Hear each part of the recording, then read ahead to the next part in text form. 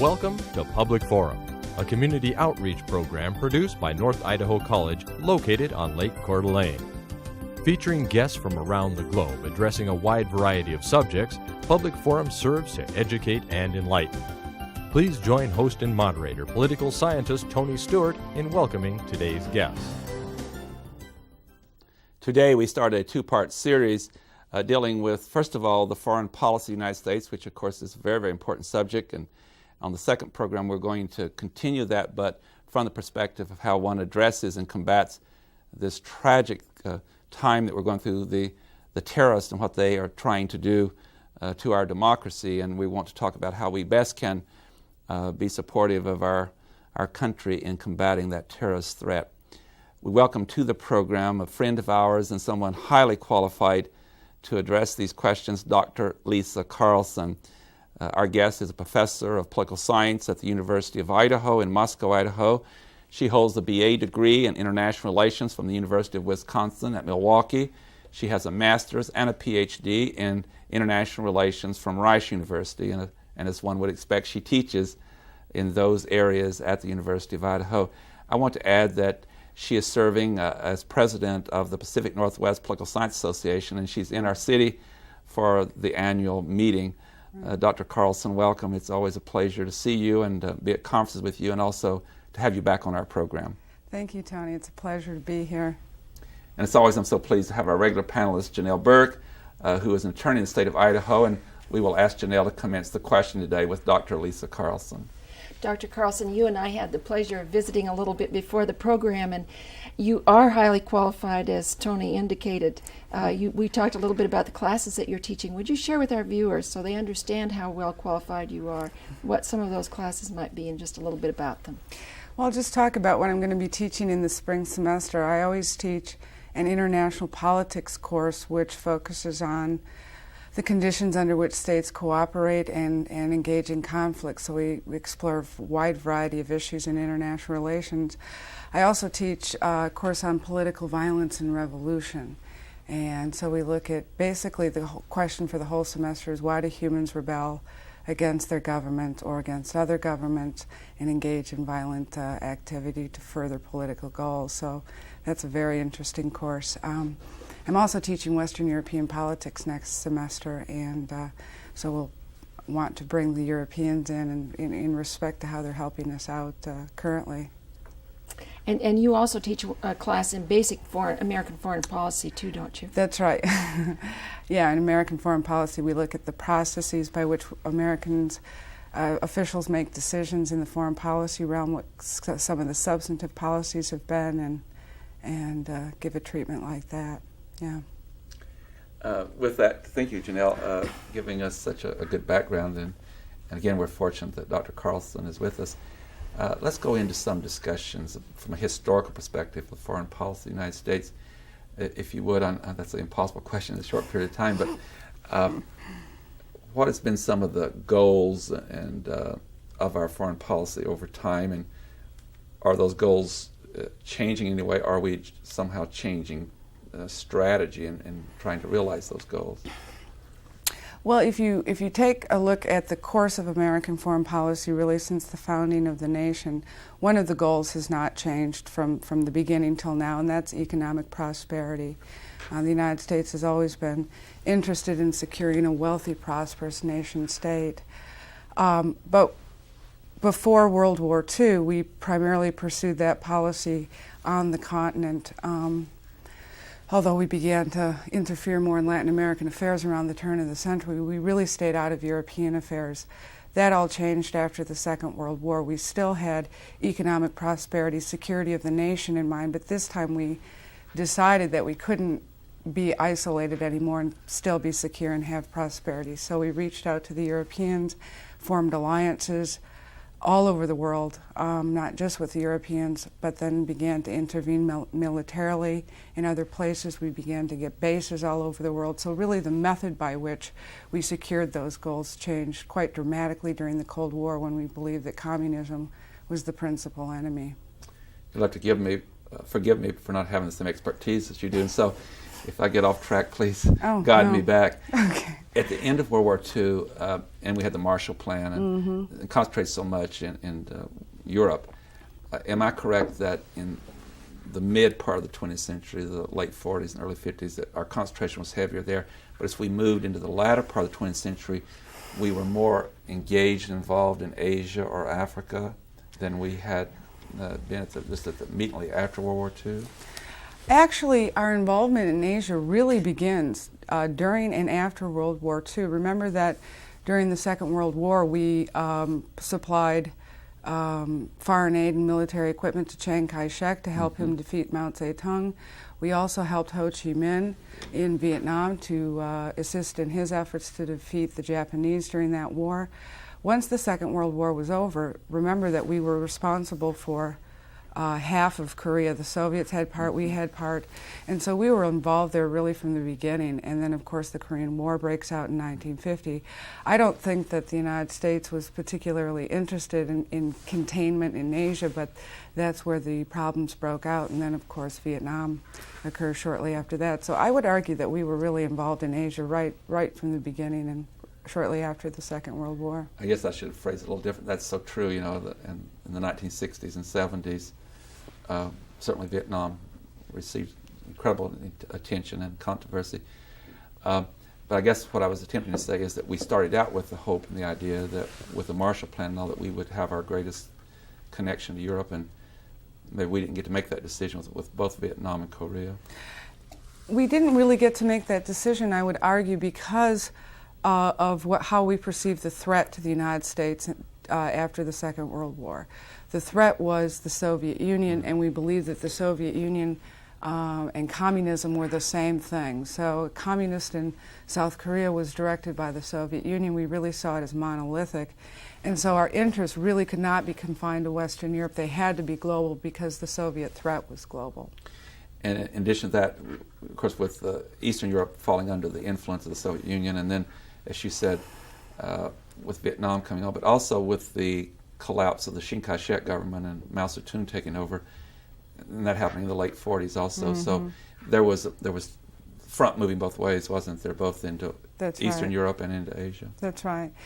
There was, I think, a great deal of panic in American government in 1949. It was not a particularly good year for us because the Soviet Union had just exploded the hydrogen bomb. Mao Zedong was successful in China, and now you had the most populous nation on the planet now becoming communist, and we saw the Chinese and the Soviets aligning and becoming friends, and so we felt that the menace was overwhelming at that point. Absolutely. And then my other part in relation to Africa, because we were so consumed in Europe and Asia, did we or did we not give more attention to Africa as we moved up into the latter part of the 20th century? And I'm thinking of the developments in the Union of South Africa and other places, of course, too. Yeah, our interest in Africa primarily was again, mostly a byproduct of the Cold War. We were very interested in Angola, Mozambique, and countries that did have communist influence, so we did supply assistance there and paid a lot of attention to those countries. Egypt, of course, is another one. In the 80s, we did turn our attention, starting in the 70s and 80s, we did turn our attention toward Zimbabwe, Rhodesia in the 60s, and South Africa because of their apartheid policies. So you began to see a shift, I think, with respect to non-Cold War, traditional non-Cold War issues such as human rights issues and developmental issues in Africa, starting in the mid to late 70s with the Carter administration. But Africa really basically had been, at least in my view, ignored unless there was some kind of communist threat there. And my question assumed, and I did not say that, of course, excluding the Middle East has been such a hot spot for during all this time, but I was speaking of other parts of Africa. Janelle Berg. Tony's asked you about some specific kinds of policies toward areas of the world, but let's talk a little bit about how those policies are formulated. How does our government go about formulating foreign policy? That's the whole course, I understand. Yeah, no. Maybe just a few pointers. It's a good question. I think there's 2 points to be made on that issue. The first thing I think when you look at American foreign policy that you have to understand is that especially since the end of the Second World War and the onset of the Cold War, the executive branch, the president, because of the perceived threat and the advent of television, really has become responsible almost exclusively for national security policy. Congress really has allowed the president to formulate and to set the agenda for national security issues. Congress generally is more active in foreign policy if it pertains to trade issues or things along those lines, but in terms of national security policy, it's the president. So we really do have some kind of separation in terms of the issues that the branches deal with. Now, having said that, if you look at how national security policy is formulated, we generally think about it in three ways. We use models to try to understand how foreign policy decision-making is made. The first one is the rational actor model, where we assume that the president has a goal, he has various strategies to achieve that goal, he weighs all the options, the consequences, and selects the action that is best for the national interest. That model has been criticized, while useful in some ways to understand certain foreign policy issues, it's also been criticized as being highly unrealistic in terms of the description of how foreign policy is made.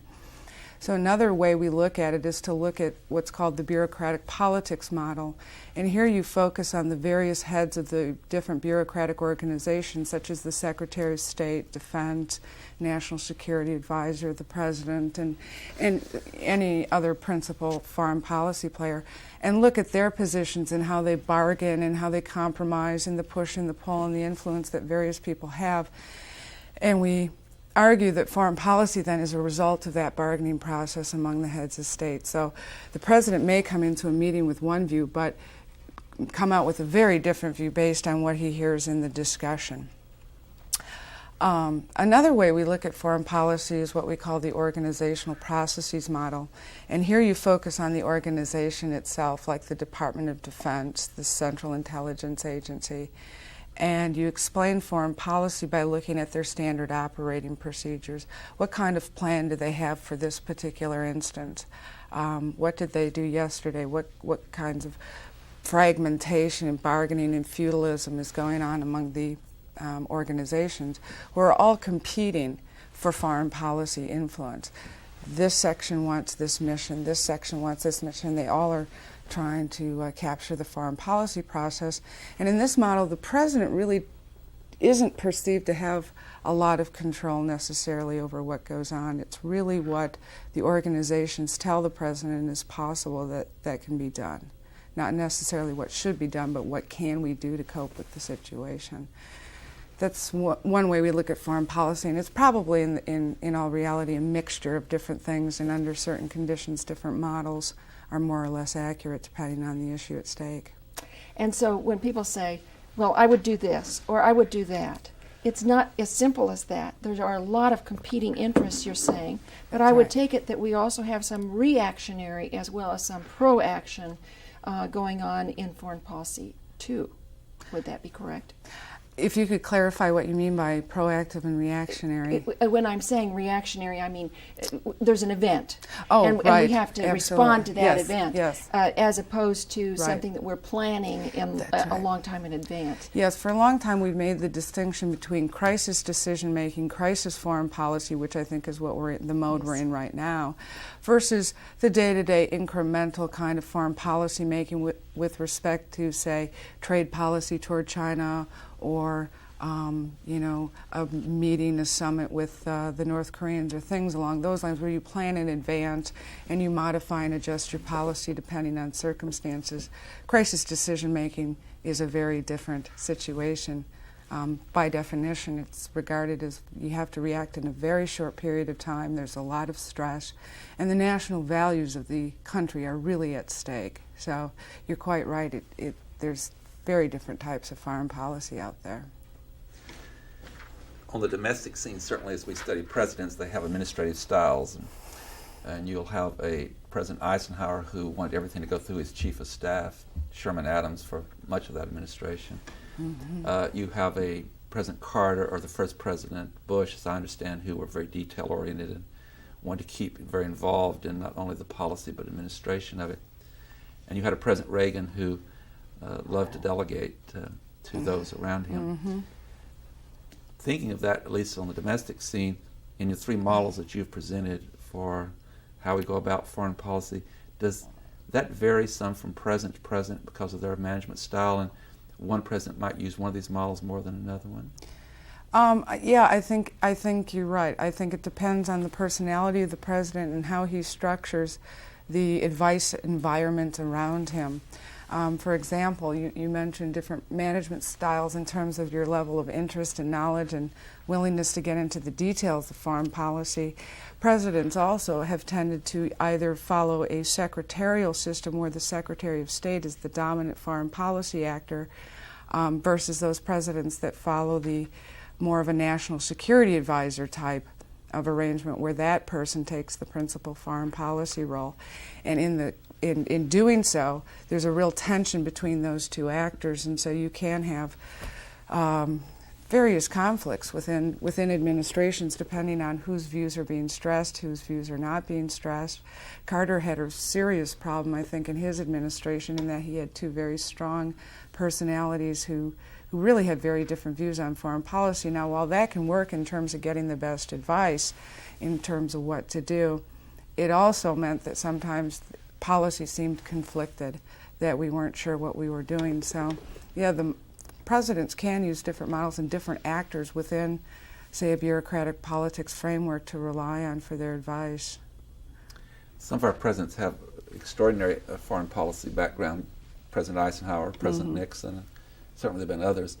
The last two presidents, President Clinton and President George W. Bush, neither one, being governors of the state, understandably, had not had an extensive background in foreign policy. What was really interesting, their vice presidents had more than they, Vice President Gore and now Vice President Cheney. From your model, what you're talking about, obviously the Secretary of State and Secretary of Defense and Special Assistants President for National Security are always involved in that process. But am I correct in my observation that the last two presidents may, you mentioned other actors, but hasn't the last two vice presidents had a major role that maybe other vice presidents haven't? Now, President Eisenhower used Vice President Nixon to travel a lot, but is the role changing, or is this temporary where it seems pretty obvious the last two vice presidents have been deeply involved in that as well as domestic issues? Yeah, I don't know if this is too early to call it a trend or not. Certainly there have been some vice presidents who are well-versed in foreign policy, but presidents now have surrounded themselves, I think, with cabinet officials who really do have some profound expertise in foreign policy. And maybe what we are seeing, Tony, is that the vice president is being elevated as a more serious player than what perhaps we saw in the past. So maybe that's one actor that we should start including because they have various influence. There's a lot of people that you really can't capture in the foreign policy decision-making process that may affect the president. I'm sure personal relationships with other heads of state have an impact on foreign policy decision-making. Friends, partners, wives, husbands, and all of that may have an impact, but in terms of your question, I think the vice president may be assuming a more important role, and we might want to consider that when we analyze the foreign policy process. Yeah, it's interesting in the most recent history. And I would say one of the footnote, because while you're such a good guest, you trigger other questions immediately. Certainly, in relation to your comment about a president having very good relationship with certain heads of state, and I would say in this terrible crime that's just taken place, in New York and in Washington, D.C. and the plane in Pennsylvania, and we're taping on October the 18th, so it'll air later, and there may be other changes, but it certainly seems that President Bush has had a great working relationship with Prime Minister Tony Blair, that may be what you're talking about, that kind of relationship, which coming out of this crisis will be one between them that will last throughout both of their administrations, not only in combating the terrorists, but maybe dealing with other issues in foreign policy? I think so. The British have traditionally, well, not always, but the British have been, in the 20th century, primarily great allies of the United States. Ronald Reagan and Margaret Thatcher had a very strong relationship as well. And I think you're right. I think George Bush and Tony Blair, assuming that they're both going to be around for a while, will continue to develop that relationship and work on other issues regarding trade or other things that come about. But the British have been just wonderful in supporting the United States in all of this. Of course, President Clinton and Tony Blair had a good That's working right. relationship. That's right. Exactly. Janelle Burke. I want to ask two questions, that is time permitting. First, the first question has to do with foreign aid. What is the process, or what role does foreign aid play in our foreign policy? Because we give a lot of money to a lot of countries. Are we buying something? Well, I mean, that's one way to view it, perhaps the cynical view. I think it's a mixture of both. We have, the foreign aid program really began in 1960s, and it's dispensed through the State Department. And we've used aid in two different ways. We've given it to states to support them economically and militarily, states who we believe are strategic to our national interests. States like Egypt and Pakistan traditionally have received monies because we wanted something out of them in terms of bases or just simply allies in a strategic situation. But the United States also gives a great deal of money in absolute terms to countries to help in their economic development efforts. We do it bilaterally, or we do it multilaterally through the IMF and the World Bank. So there is some altruism, I think, in terms of, if you want to look at it that way. Although the other side of the coin is the wealthier other nations get, that helps us too. So we're not making them rich just to make them rich. It actually benefits the United States. But I think it's a mixture of pragmatism and just general generousness of the United States of America. The other question that I have is, sometimes we observe that we are very friendly with a country, or perhaps very unfriendly with a country, and then we sort of switch sides. And we've certainly seen that recently in the Middle East situation, where countries that were not particularly, we didn't have a particularly strong association with, suddenly we've become much more interested in them. What is happening there, and what kind of hoops or what kind of problems does this make for foreign policy as we're trying to work through that?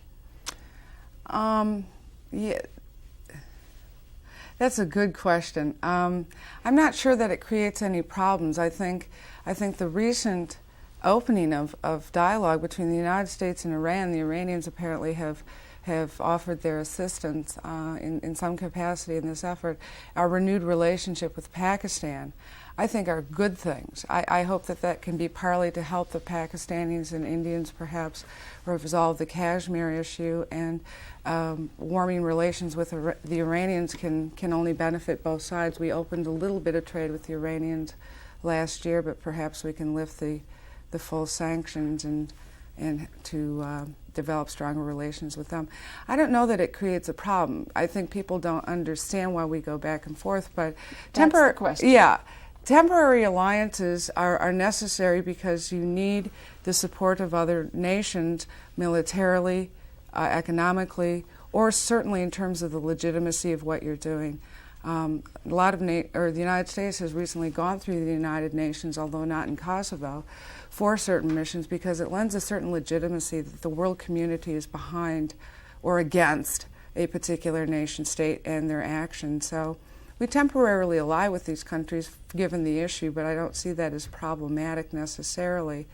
And I don't see it necessarily as problematic. I guess the bigger question is, how do we understand this shift in the way we address various nations?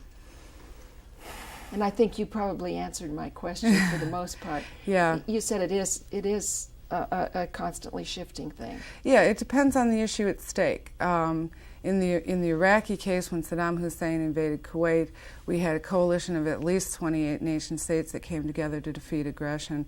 In this case, we're having a dialogue with countries that we have not really had a dialogue with for a long time. And so this is an issue that mobilizes like-minded states together. We don't usually see eye to eye on certain things, but in terms of fundamental things like violence and terrorism, most nation states see those in similar terms, despite the fact that we have differences on other issues.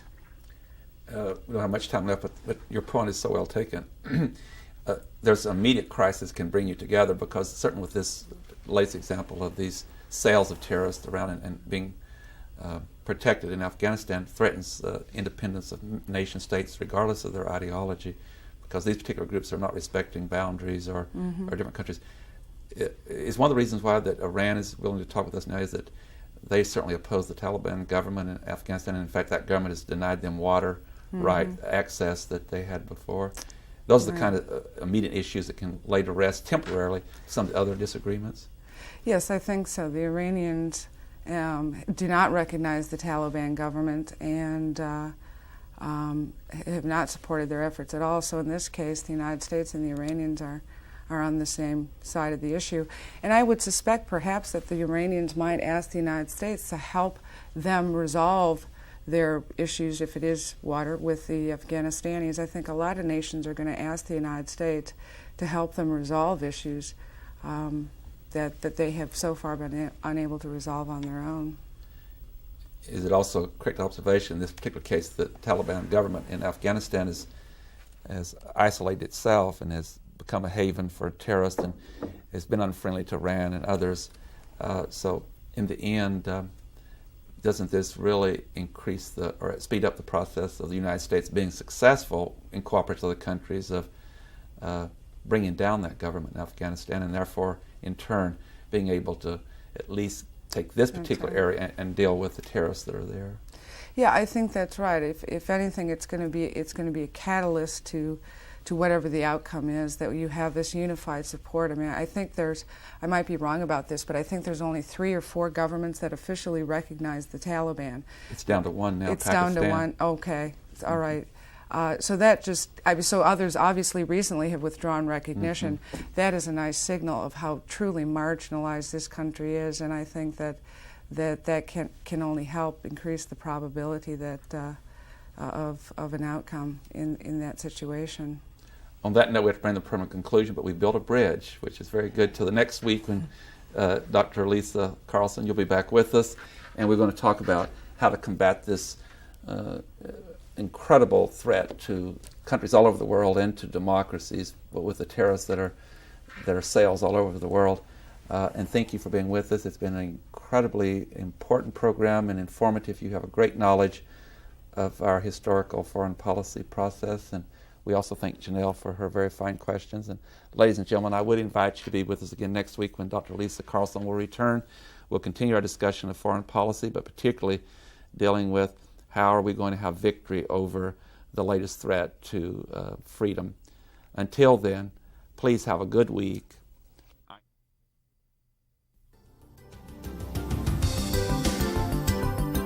Recorded on the campus of North Idaho College, Public Forum is the longest-running entirely college-produced program on PBS. Each episode is pre-recorded live and is an educational outreach from North Idaho College. Please join us again at this same time next week for another edition of Public Forum on this public television station.